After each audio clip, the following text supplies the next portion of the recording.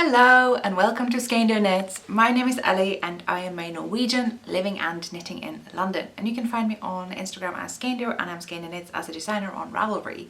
And there's also my Ravelry group Skeindeer Knits, which is the best place to get in touch about pattern support and giveaways and like just the community around Skeindeer Knits. So hi and welcome to my knitting podcast, my knitting talk show, where I irregularly talk about knitting for maybe up to an hour or so. And yeah. So to new viewers, that's kind of the gist of this whole thing. I just talk about what I do as a knitter and I guess as a knitwear designer. We'll get to that. And to returning viewers, hi. I have not a lot of knitting to get through today, but I do have a lot of personal news. I am gonna keep that to the end. Those of you who follow me on Instagram will, and also are subscribed to my newsletter, will already know this stuff. And if you aren't subscribed, I highly suggest you do. You will get the latest news first about whatever shenanigans that I am up to.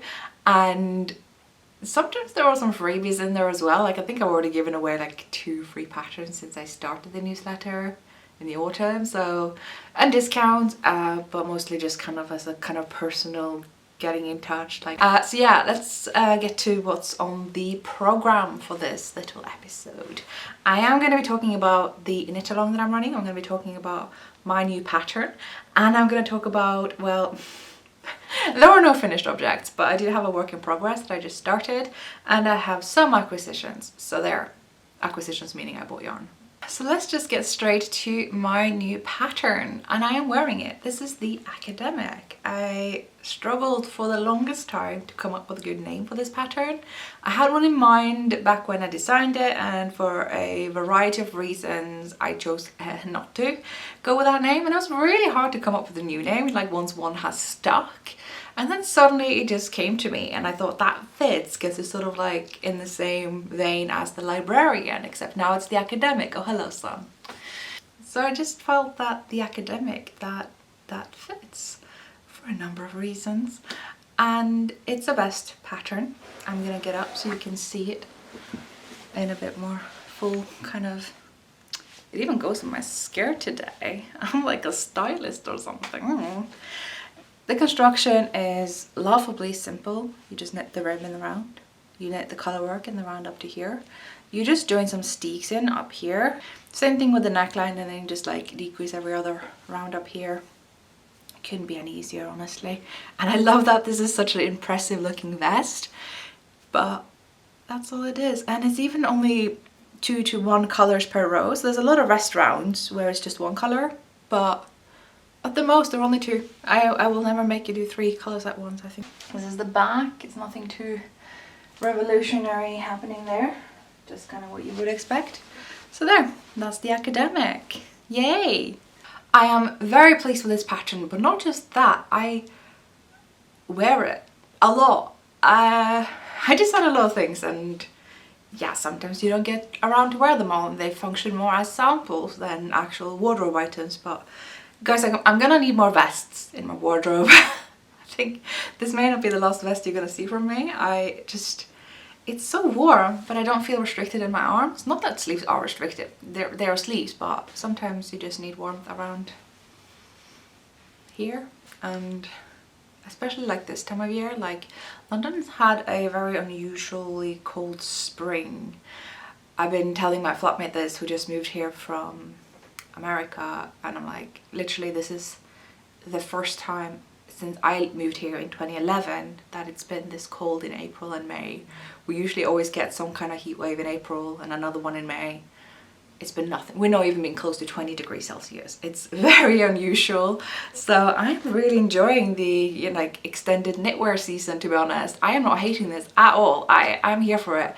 And now it's like super grey and windy. I can't complain. I've always been that person who likes the kind of weather that other people don't, and I really don't like the kind of weather most people like. Which people think that I'm doing that to be kind of like a contrarian, and it's like back when I was a goth, people thought that was the reason. Like, I generally do not like sunlight. I love a grey gloomy day. I feel very comfortable. It makes me happy. I haven't actually not mentioned the yarn I used, but it should surprise nobody that I used Rerum Phenol. It's all derma finer. A lot of the times I tend to mix and match, but this time I ordered the yarn specifically for this design. It's a kind of different color palette than I normally go for. There's not a single strand of burgundy in this thing, can you believe? But there is beige, which I don't normally do.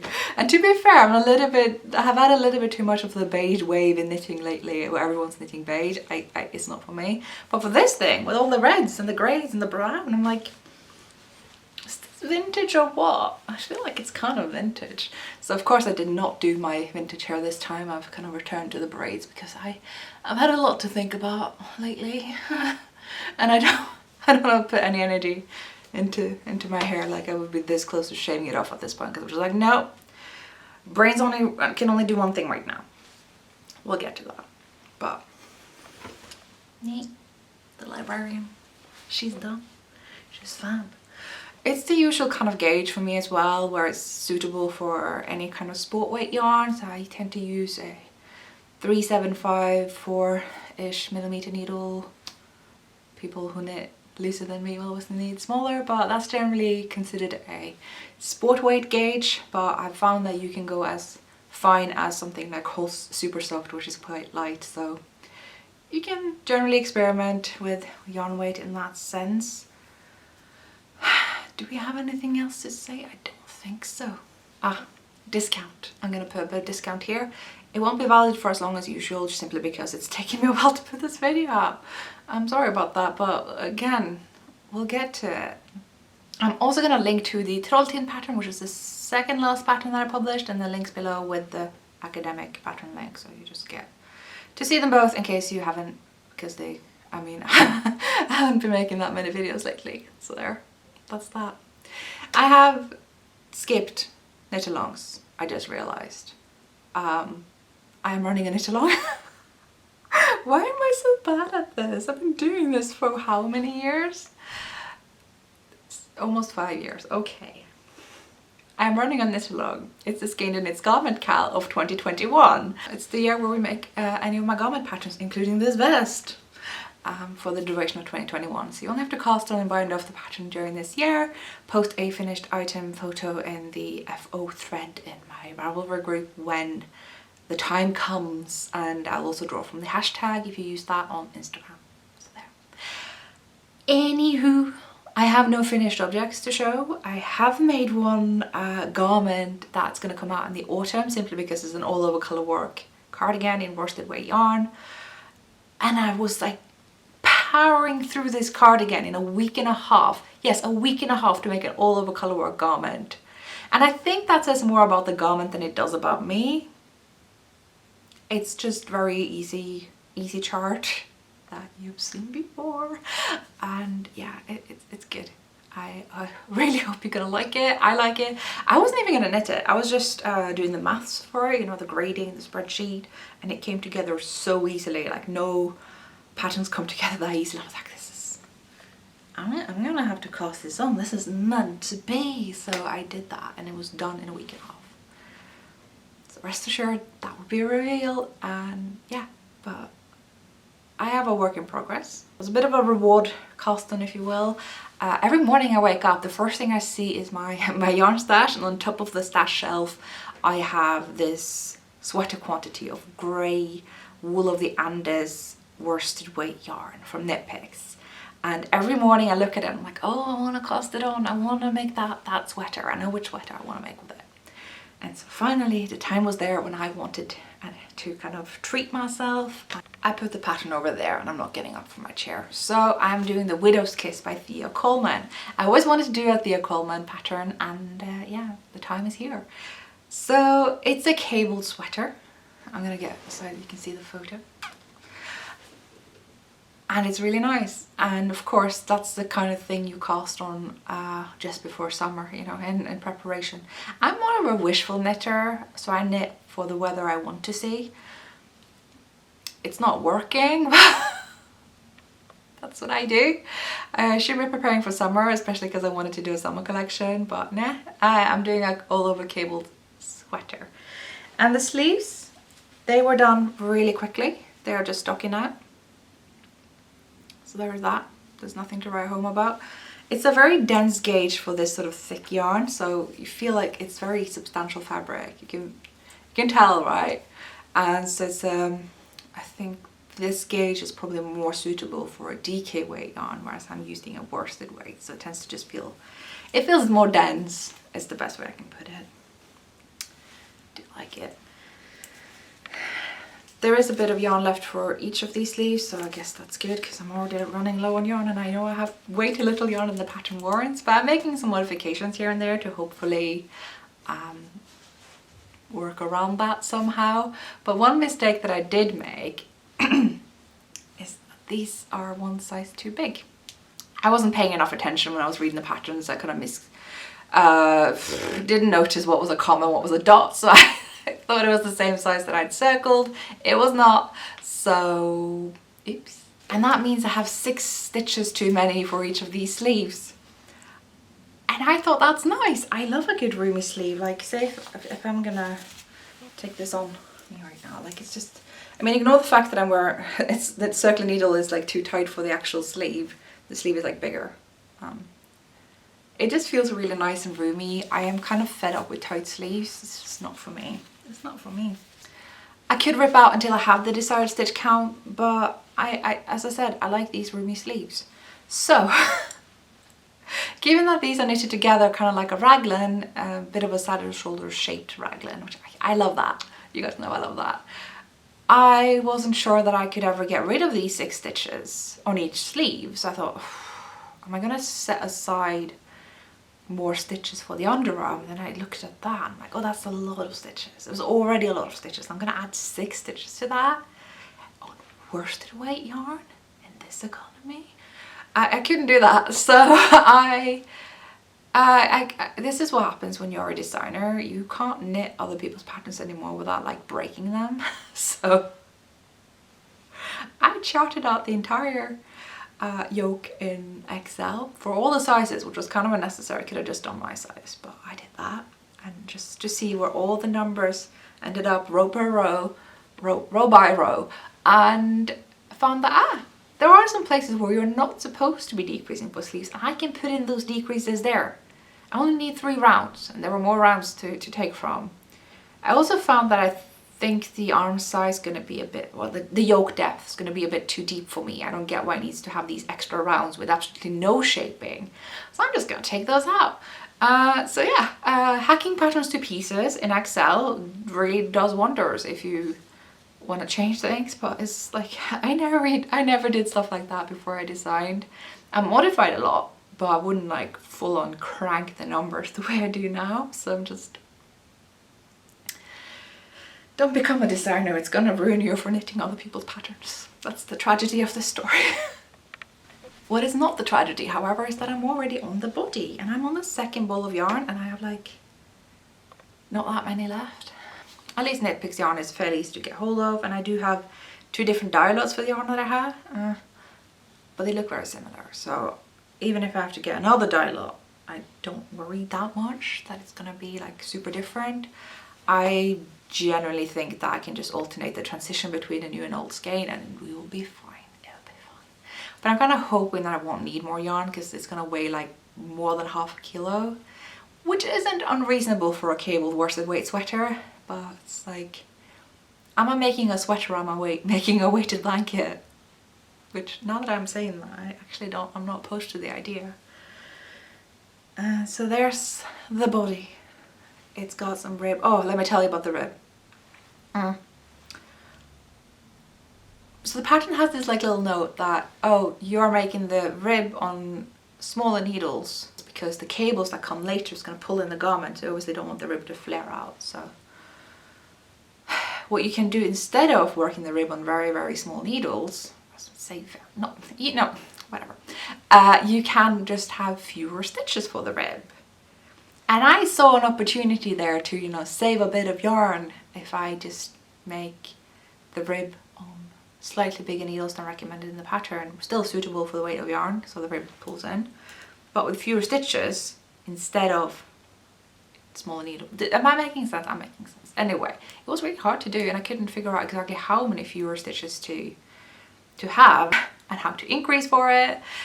And I sat with this for like 2 evenings until I finally managed to figure out the numbers, and so we have fewer stitches on this rib, which meant that I could do the rib of the body in the same needle size as the rib for the cuffs, which is nice. It's nice matchy. And I'm increasing quite a good number of stitches at a ratio of every 4 to 5 stitches all the way around. And you can't really see it when you're looking here that it's happening right between the rib and the cable pattern. It's working out really well. I did not put in any increases between this section here. So I planned that ahead, that I was only increasing where the cables would fall.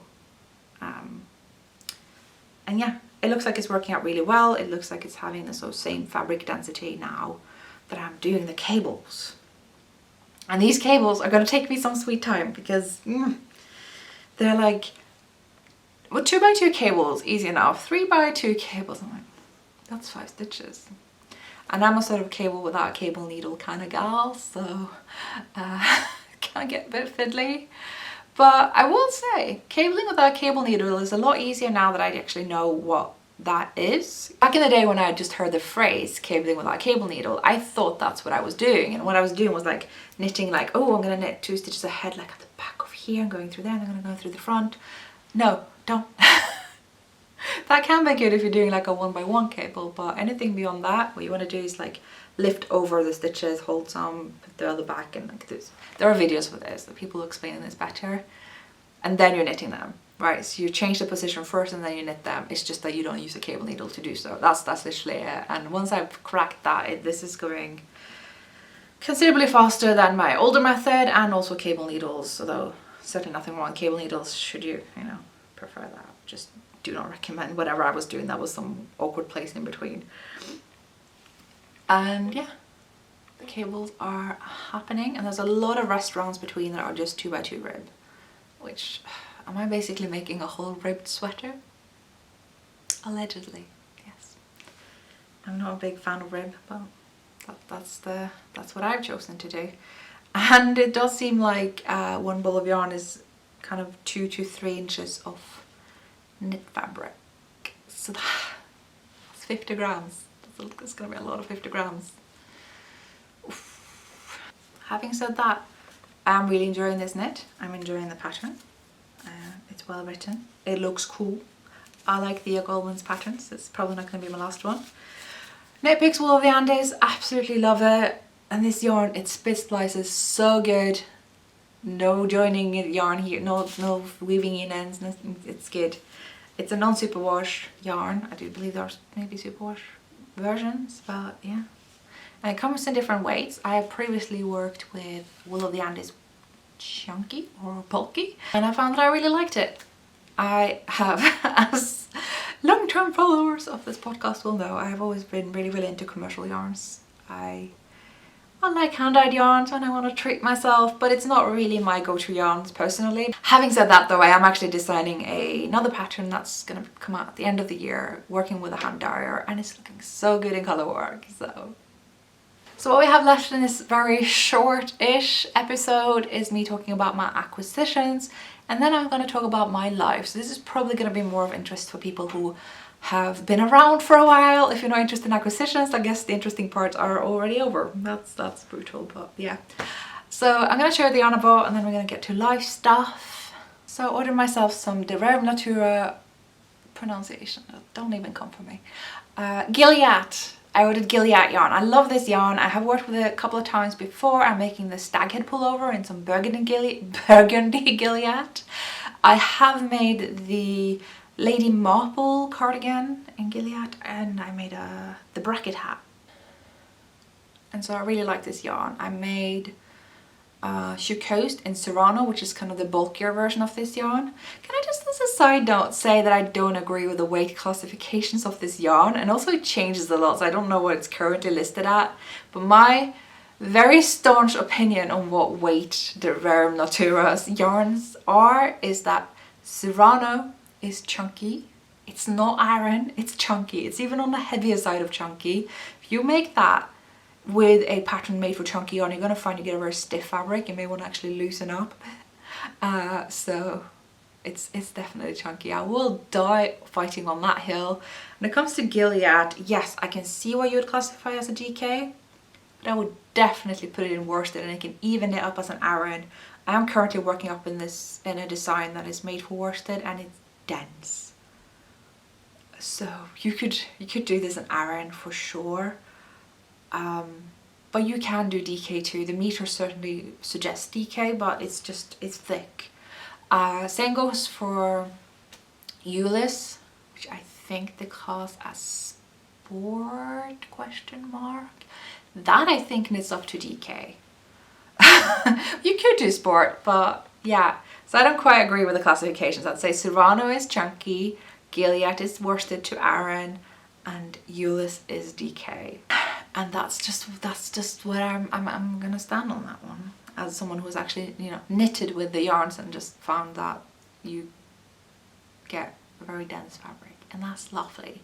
I know I always rave about like thin fabrics and light garments, and I really do love that. It's good for portability, for warmer days, for layering, but I love my thick knits, like I really do.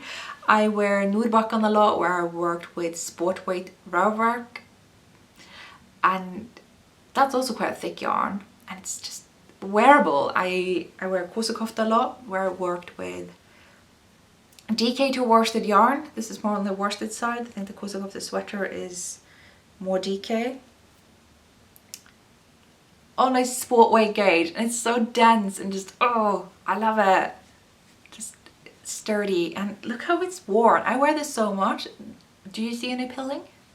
Do you see any wear? Do you? I do not. So yeah, let me just show you a close-up of these colors. These colors, I love them. They are everything. Now, the story here is actually I was gonna make a design with this as the main color of the body and this as the contrast color for some color work. But I was like, is this a little bit, it's just very typical me. It's not very revolutionary, we've seen it before, it's very Ellie, so I thought let's throw in, maybe we'll do this instead.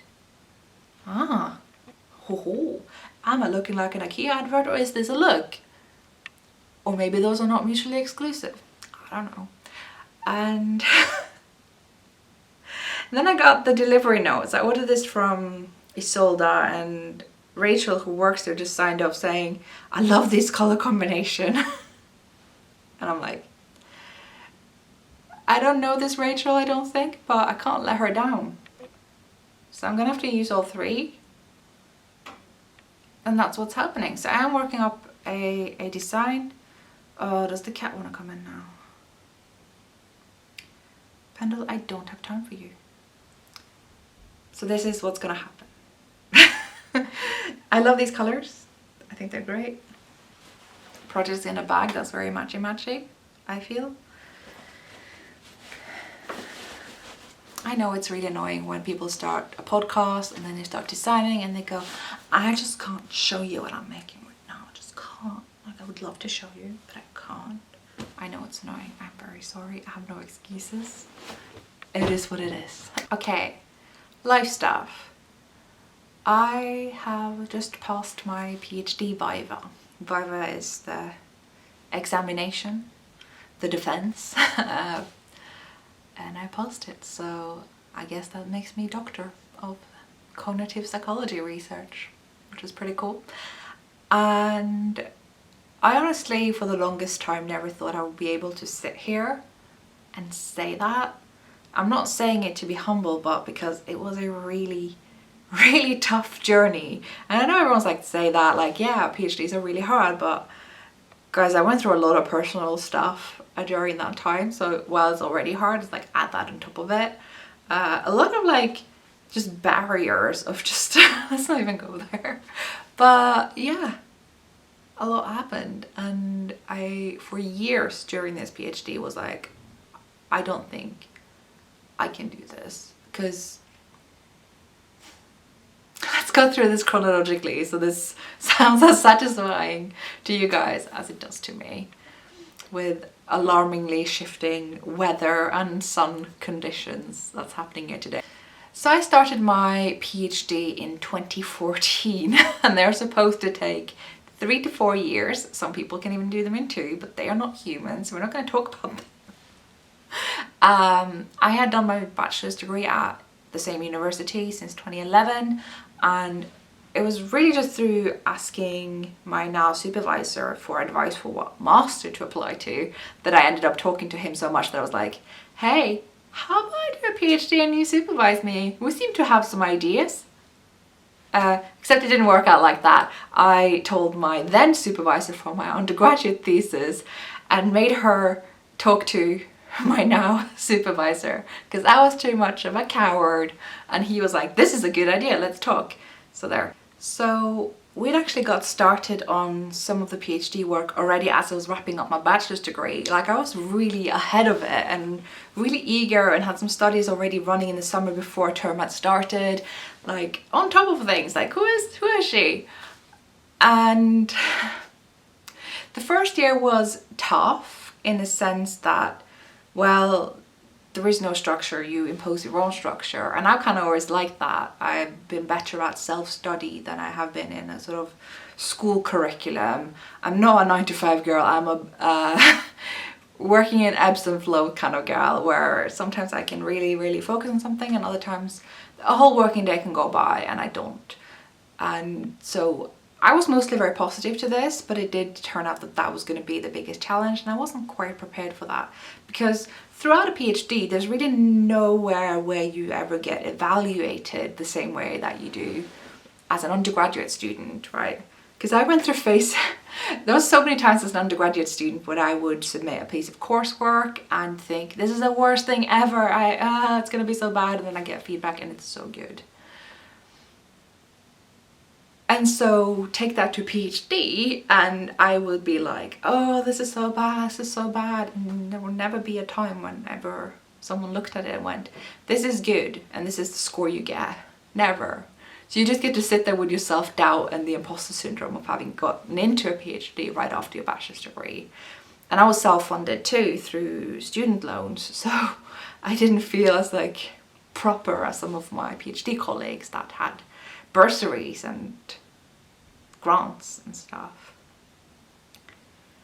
But it was a really good first year in the sense that it was a nice social group until the second year where that social group really fizzled and became quite cliquey, and there was bullying, and I'm really not going to go into that because it's such a long time ago. We're talking 2015 here. It's really not worth it, but it made it so bad that I really didn't feel like I could even go to work anymore. And so simultaneously with having a hard time structuring my day and what I needed to do and when, I couldn't really ever relax in the place I was supposed to work, and I was also living in a very toxic flat share. That was, oh, do I have stories. But luckily in the beginning of 2016 I moved here and it was really nice. I managed to have a little friend group that was like separate from the whole work situation, and things were going really well for a while until maybe year and a half later. And during this time I'd actually started the whole podcast and everything, and that was really cool. And then some personal stuff happened that was bad. Like things, a situation shall we say, was put in that in hindsight I'm like, wow, that's not an okay way to treat people. And I should have like seen that, and it took me a while to see that, but it was the last straw to kind of make me just burn out. Not like just burn out on the PhD, but just burn out. I was more easily tired, more easily overwhelmed, had a harder time to structure things, and all these like coping mechanisms I had to structure my work and my day just fizzled, and I'm still kind of trying to find them again. It's been easier after lockdown, I'm not gonna lie, but if there's a challenge already to just kind of make sure you have a rhythm in your buying groceries and cooking with them before they expire, making sure you are clean and presentable and getting to work or working from home or getting that thing done in a day and seeing people and like just the normal things, quotation mark. it's also going to be very hard to do a PhD on top of that. And then on top of that, I had started this podcast that ended up becoming a business, which was not the plan, but I'm so happy about it. It was a lot to do whilst overcoming this burnout from having been so poorly treated. Yeah, so we're in 2017 now. So from 2014 to 2017, this all happened, and I was just, I'm so done. And then after everything had quieted down, and I was just gonna sit down in front of my computer, this blank canvas that is Word where you write your thesis, I couldn't do it. I just sat there day in, day out for years, and I was like, I can't do it. And you know, having all these lovely people online and in my personal life just saying, you are gonna do this and you're gonna be a doctor and it's gonna be great, and when are you done and what's your thesis about? And I'm just like, I can't. You know, at this point I had been doing it for 3 years. You're supposed to start writing that and you're supposed to be close to being done, and I wasn't. People are like, when are you done? And I'm like, don't ask me. I hate this. It was tough. And I don't really have a lot more to add to that. Between 2017 and 2020, I could just crawl until I could start to walk, start to climb, kind of start to sprint, maybe get there and write. I'd had to learn a lot of stuff about myself and how I work and how I don't work, more specifically to do with work, but also in life. A whole other story for another day. And it was really just in the beginning of 2020 where it clicked, and I was like, oh, great, I can start again. And I was started, and I got into it, and then lockdown happened, and that really helped me. Pandemics suck. I give 0 points to pandemics. Don't like them. Wouldn't do it again. But lockdowns, not the worst for a PhD student in lockdown and write-up. I'm even like using the word lockdown and write-up interchangeably. That says something, doesn't it? And so I managed to put up a writing plan, and given not only did I not have to eliminate everything else in my life, but lockdown dictated that I had to. So I only had the write-up to focus on, and Skeindeer knits is always there, but Skeindeer knits is almost like a pleasant break when I get to knit and write up patterns and do a little bit of recording, all that stuff. I think it would be too easy to say that, oh, the PhD was so hard because I was running a business at the same time. It's like super, super difficult, but it's not the truth. The truth is that Skeindeer knits and the knitting community and the whole fibre world really helped me. I don't know what I would have done if I hadn't had this to do at the same time. It would have been so dull and so grey and so bleak, and just have that blank canvas of my PhD just be like, oh, how do I do? Imposter syndrome, I can't do this. What if it's wrong? And so, pro tip for anyone doing a PhD, by the way, is to just ask all the stupid questions to your supervisor. I mean, I was kind of raised to believe that asking for help is bad, and you should expect being told off if you ask someone to do something for you or to explain something for you. If you get help too many times, people will snap at you. That is sort of what I was raised to. So it's really scary for me to be open and vulnerable and just say, hey, supervisor, I don't understand this. Can you explain this to me in specific detail? Am I doing this right? Is this what is appropriate in academia? I have no academics in my family. They do 2 years of some formal education and go straight into the field and have the same job until they retire. That's kind of the way it goes.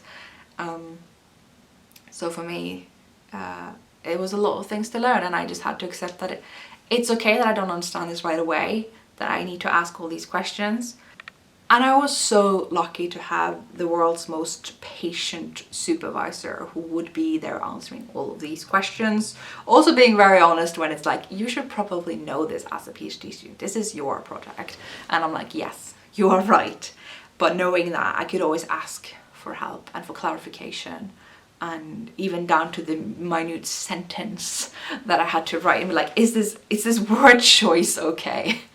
I feel extremely lucky to have had that, to have been so supported academically. I know other PhD students who have had a lot of struggles with how they were supervised or not supervised. So that I can only give a massive thanks to my supervisor and also to my second supervisor who even got me here. So yeah, it's been a wild ride. There's a lot of people I would thank.